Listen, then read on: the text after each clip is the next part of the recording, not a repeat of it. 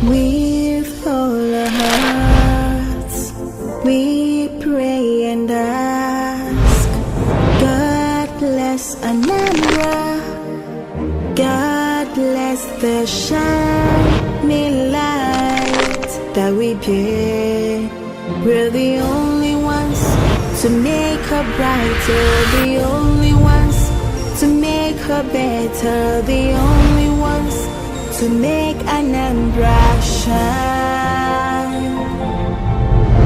With our sweat and blood, every breath of our lives, with trust in God, we will lift our homeland high. We believe in togetherness, we'll build a land of progress. With the spirit of Anambra, with the spirit of Anambra, with the spirit of Anambra, states we love. Glorious is thy name, Almighty, glorious is thy name, glorious, glorious is thy name, glorious is thy name, glorious is thy name, Almighty God. They came from all corners of the country. Friends, family, well-wishers and associates from all spheres of endeavors, from other political parties. They came to pay tribute to a man who has re-engineered upwards the trajectory of Anambra State, putting the state among the Committee of States in Nigeria. The mammoth crowd came to celebrate with the Governor of Anambra State, Chief Willie Obiano, on his third very eventful and remarkable year in office.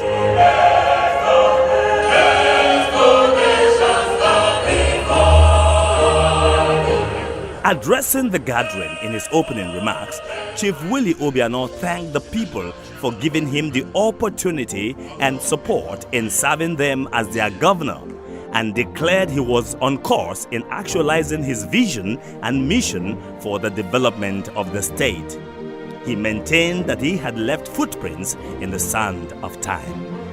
I am very happy on this, my third anniversary of service to the state, to welcome all of you to the Governor's Lodge and to thank you for the support that you have given me so far.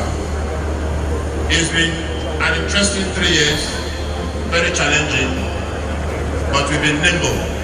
We started the program immediately on touching ground, and so far we have moved very far in achieving all our goals. I always like to remind people, because you have to have something in mind to be able to appraise anybody you want to appraise. If you know his vision or where he's going to, then you'll be able to know whether he's getting there or not. I want to, with all sense of responsibility, confirm to you that I've utilized that mandate to the best of our ability, and we have moved our state forward.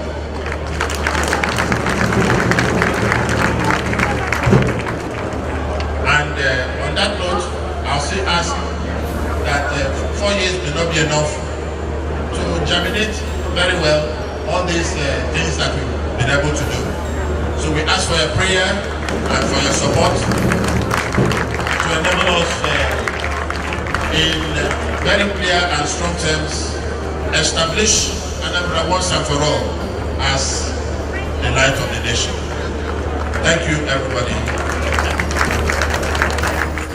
Giving the lecture of the day was Professor Chukwuma Soludo, CFR.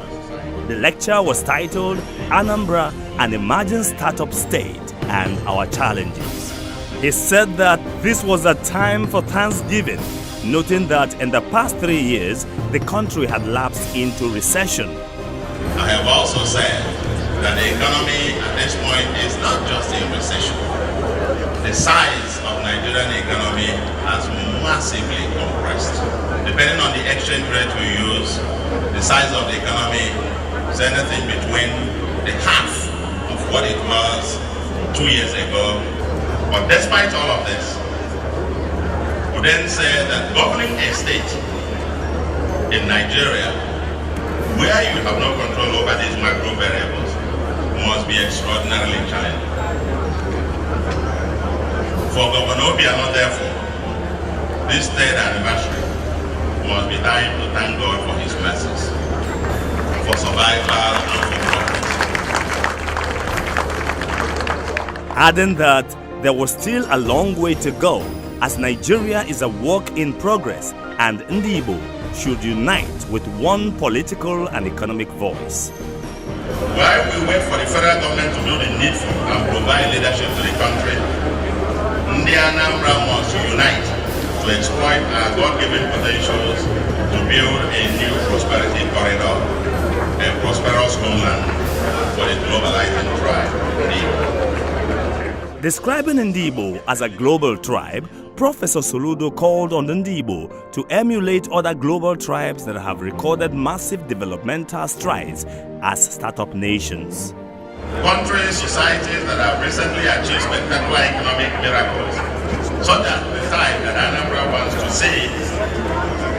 For example, Singapore, Malaysia, South Korea, Dubai, Taiwan, Israel, Ethiopia, Rwanda, etc., have three key features, ladies and gentlemen.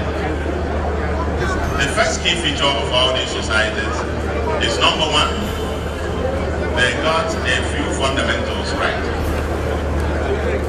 And they kept doing them for an extended period of time. So the very first thing is to get a few fundamentals right and to keep doing them right. The second is that all these societies had a grand vision and a grand plan, broadly owned with a lead cohesion around the plan, such that successive governments kept moving within defined trajectory. And the third pillar, characteristics of all these societies, is that they had longer tenured governments to cement the vision instead of the 4-yearly turnovers with policy reversals and falls on fresh starts. How does Anambra measure on this scale? Our fundamental thesis, ladies and gentlemen, is that Anambra has begun the journey, but that the Anambra need extraordinary cohesion, new thinking orientation, new politics, and different actions to accelerate the momentum for the economic miracle of the 21st century. Can we do that? Can we?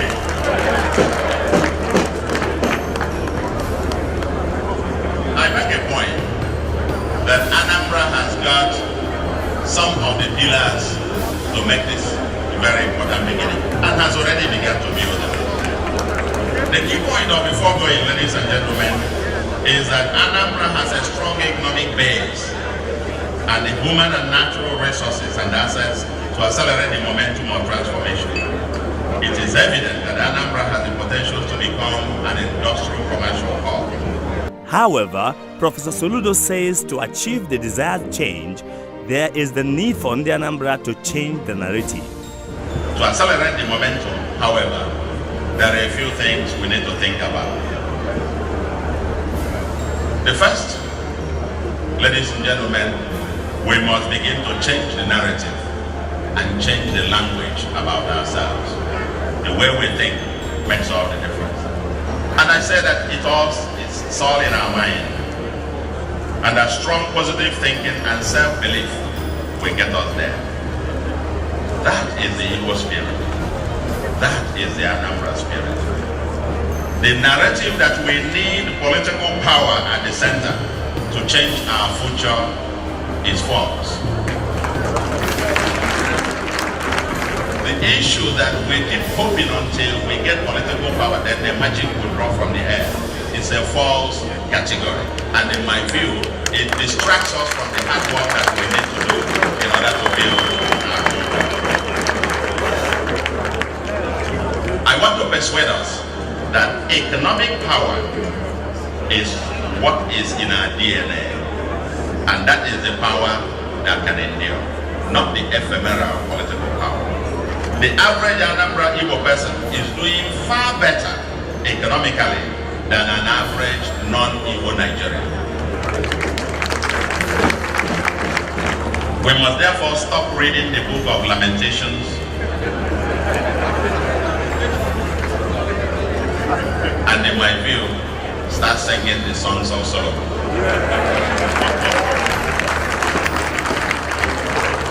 My preferred narrative is that the Igbo Anambra are moving forward economically and will continue to get better. They haven't seen anything yet, I believe. I travel quite a lot around Africa, and wherever I go, I ask to see where the business people are, where they dominate. More often than not, you are going to see a cluster. I traveled to one country where there is more than a few kilometers. They are selling nothing but electronics and auto spare parts. I moved into, sporadically walked into 10 shops.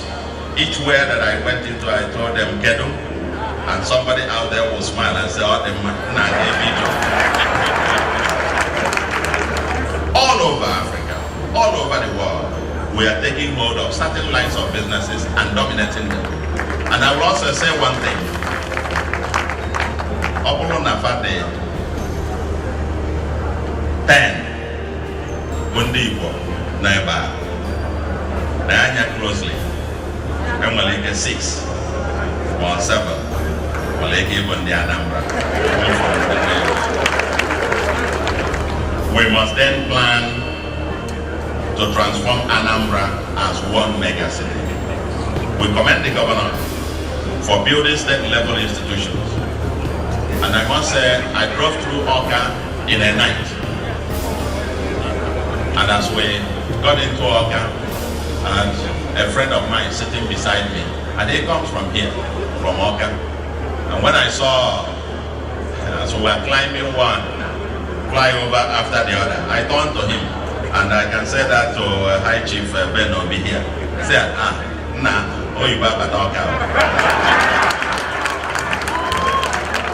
He again re-emphasized the need for Anambra to be united, rallying behind the government for better service delivery.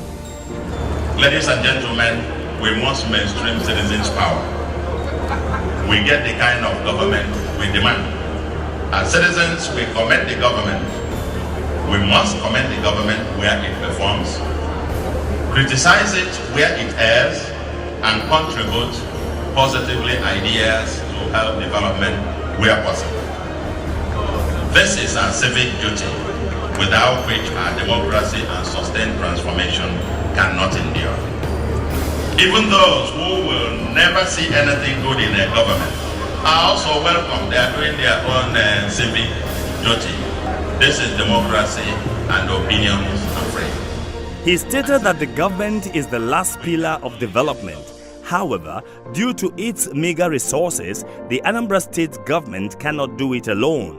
The capital annual budget of Anambra State is approximately, maybe at most 24,000 naira per person.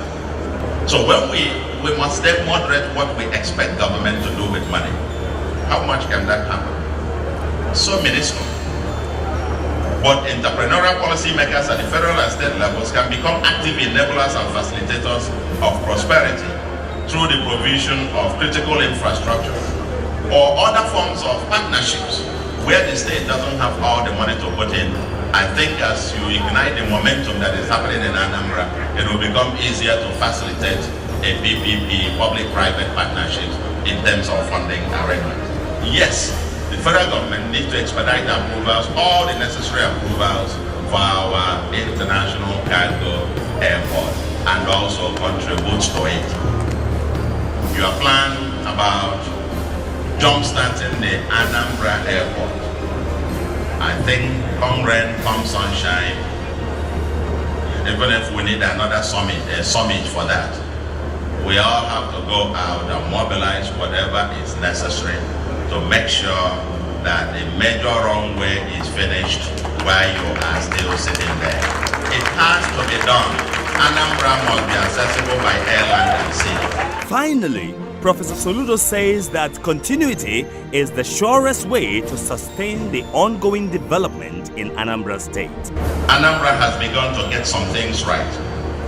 The challenge is continuity plus. Every transformation is a continuous work in progress. We have carefully reviewed Governor Obiano's medium-term plan, whose vision is, as he said it, for Anambra to become #1 choice investment destination and most preferred location to site new industries. End of quote. And we can conclude that it is a plan for institutionalizing modernization and wealth creation. It is a plan for institutionalizing modernization and wealth creation.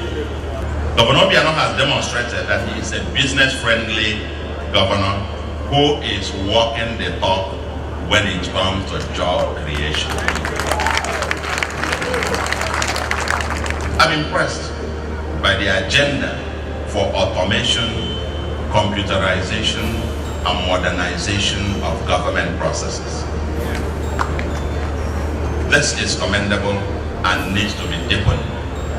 We must also urge the governor to look beyond his medium-term plan.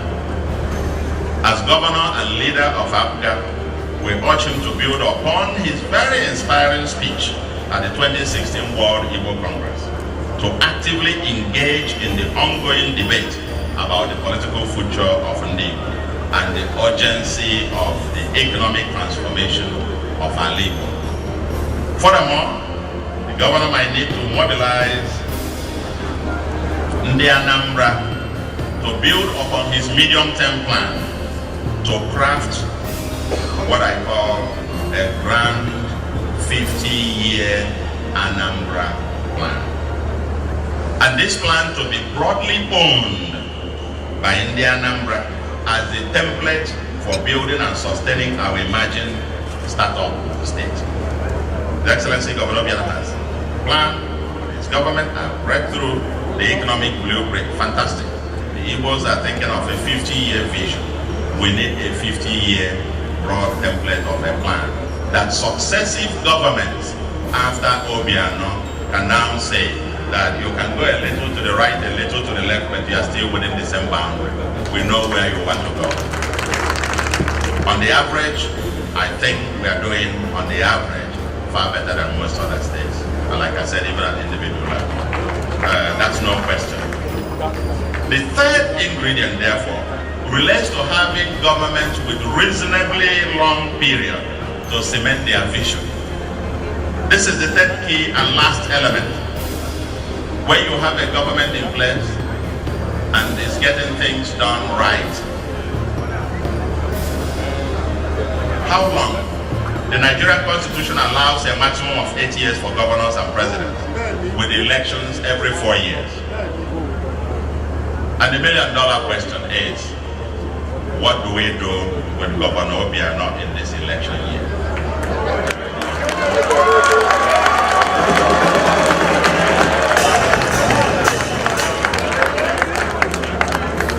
Ladies and gentlemen, we expect candidates from other political parties to contest the election. That is their prerogative under a democracy. But let me say that the argument that Ndi Igbo or Ndi Anambra need to belong to PDP or APC in order to be both connected to the national grid is a false argument.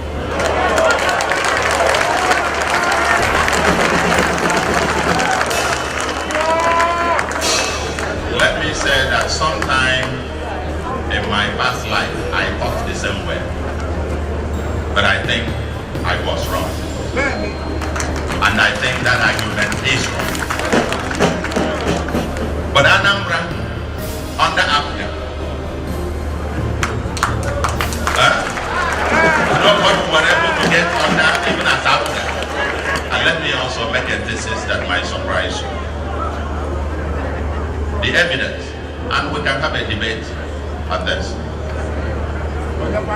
that Ndi Igbo have always, compared to pre-99 and post-99 fared much better when they organized together as a political force and bargained with the center than when they dissipated to join the center.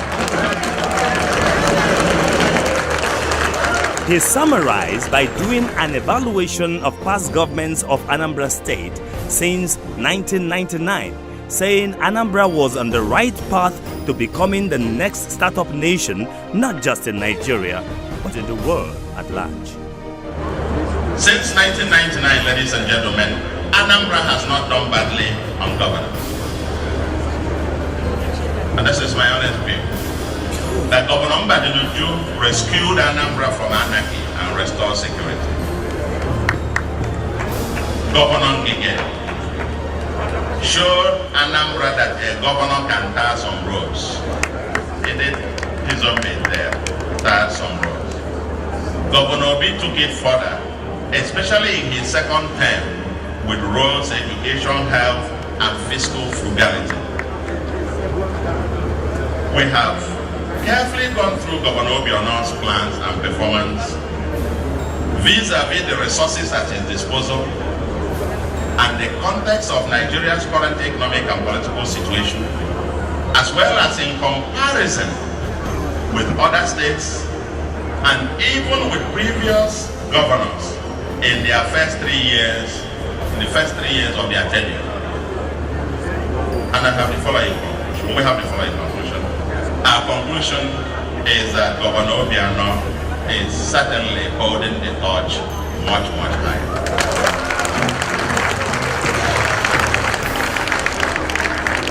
The list of this is long, ranging from exemplary security of life and property, agricultural and industrial transformation, this has been said, with thousands of jobs, continuation of roads and bridges and so on and so forth. I heard already that the Agolo Lake Hotel is already being concessioned and being finalized to be given up. So the projects are all still going on. There are continuation of roads and bridges construction, even when most states cannot pay salaries. The institutionalization, modernization of governance, taking Anambra towards fiscal sustainability, as I said before, with the IGR, extending health and education reforms, etc., etc., etc. It's not only us that have reached this conclusion. The rest of the country is also taking note. It is a fact that no governor of Anambra has been so widely recognized in his first 3 years since 1999.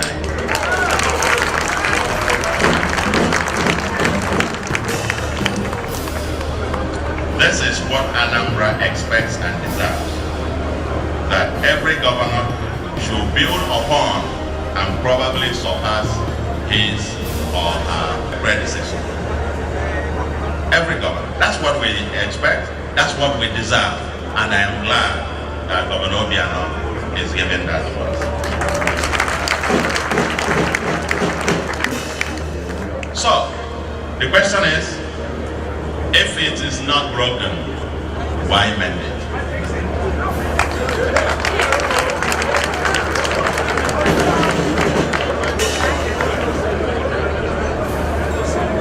If it is not broken, why mend it?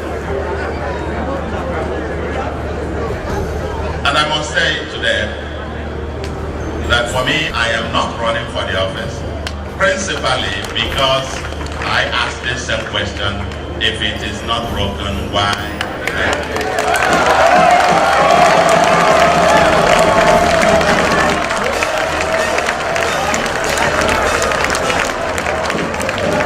Your Excellency, ladies and gentlemen, this is a time of crisis. Nigeria is in crisis. The economy is in crisis. The governance is in crisis. We need to get things happen. And my thesis is that you don't change the general in the middle of a war, especially the general that has successfully led you through some battles. We have learned useful lessons from the past and must now forge a new elite cohesion and consensus. I want to employ our brothers and sisters who are planning to contest for the governorship of Anambra, that it is better to deploy the billions of naira that would have been frittered away running here and there. Deploy it and join the bandwagon of these new startups and set up some industries in Anambra and employ some people. In my view, there will be vacancy at Government House Oka after the next 4 years. And then anyone can then contest. In the meantime, the walking Willie, you call him, they say Willie is walking. For me, I say he is walking Willie. In the meantime, the walking Willie, as our chief servant, can continue to serve and lead Anambra as a truly emerging startup state, while we, the people, collectively support and drive the investment home. As I've said, while I wish him a happy 3rd year anniversary, and there is plenty to celebrate, even though we also know there's still a long way to go, not yet to Uhuru. He knows that. We all know that. Got to roll the sleeves and go back to work. Well, we commend him for the 3rd year anniversary, for the job well done, knowing that the distance is still far ahead. I want to say, like every Anambra person who has a voter's card, as Joshua asked, you should. As soon as you get, well, see, ask for one is, you know, no. Everybody got to have a best.